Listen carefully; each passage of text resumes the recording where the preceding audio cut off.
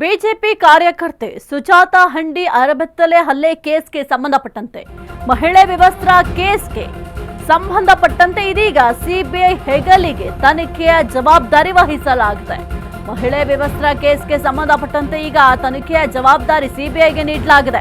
ಪ್ರಕರಣದ ತನಿಖೆ ಸಿಐಡಿ ಹಸ್ತಾಂತರಿಸಿದ ಸರ್ಕಾರ ಇಂದು ಹುಬ್ಬಳ್ಳಿಯ ಕೇಶವಾಪುರಕ್ಕೆ ಸಿಐಡಿ ಅಧಿಕಾರಿಗಳ ತಂಡ ಭೇಟಿ ಕೊಡುತ್ತೆ. ಎಸ್ಪಿ ಹಂತದ ಅಧಿಕಾರಿಯಿಂದ ಸುಜಾತಾ ಕೇಸ್ ತನಿಖೆಯನ್ನ ಮಾಡಲಾಗುತ್ತೆ.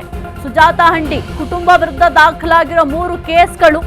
ಇನ್ನು ಬೆಳಗ್ಗೆ 11 ಗಂಟೆಗೆ ಕೇಶವಾಪುರ ಸ್ಟೇಷನ್ಗೆ ಸಿಐಡಿ ತಂಡ ಭೇಟಿ ಕೊಡುತ್ತೆ. 6 ಪ್ರಕರಣದ ಕೇಸ್ ಫೈಲ್ ಪಡೆದು ಸಿಐಡಿಯಿಂದ ತನಿಖೆಯನ್ನ ಮಾಡಲಾಗುತ್ತೆ. ಬೆಳಗ್ಗೆ 11 ಗಂಟೆಗೆ ಕೇಶವಾಪುರ ಸ್ಟೇಷನ್ಗೆ ಹೋಗ್ತಾರೆ ಸಿಐಡಿ ಟೀಮ್.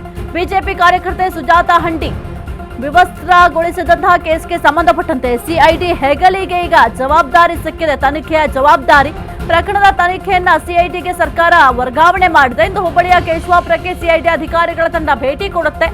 ಎಸ್ಪಿ ಹಂತದ ಅಧಿಕಾರಿಯಿಂದ ಸುಜಾತಾ ಕೇಸ್ ಎನ್ಕ್ವೈರಿಯನ್ನ ಮಾಡಲಾಗುತ್ತೆ. ಸುಜಾತಾ ಹಂಡಿ ಕುಟುಂಬ ವಿರುದ್ಧ ದಾಖಲಾಗಿರೋ 3 ಕೇಸ್ಗಳು, ಅದರ ಎನ್ಕ್ವೈರಿಯನ್ನು ಕೂಡ ಮಾಡ್ತಾರೆ. ಬೆಳಗ್ಗೆ 11 ಗಂಟೆಗೆ ಕೇಶವಾಪುರ ಸ್ಟೇಷನ್ಗೆ ಸಿಐಡಿ ತಂಡ ಭೇಟಿ ಕೊಡುತ್ತೆ.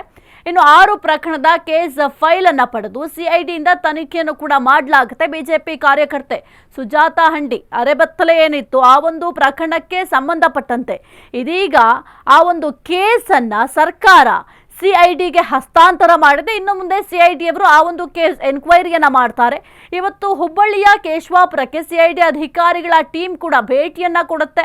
ಎಸ್ಪಿ ಹಂತದ ಅಧಿಕಾರಿಯಿಂದ ಈ ಒಂದು ಸುಜಾತಾ ಕೇಸ್ ತನಿಖೆಯನ್ನು ಕೂಡ ಮಾಡಲಾಗುತ್ತೆ. ಸುಜಾತಾ ಹಂಡಿ ಜೊತೆಗೆ ಕುಟುಂಬದ ವಿರುದ್ಧವಾಗಿ 3 ಕೇಸ್ಗಳು ಕೂಡ ದಾಖಲಾಗಿದೆ.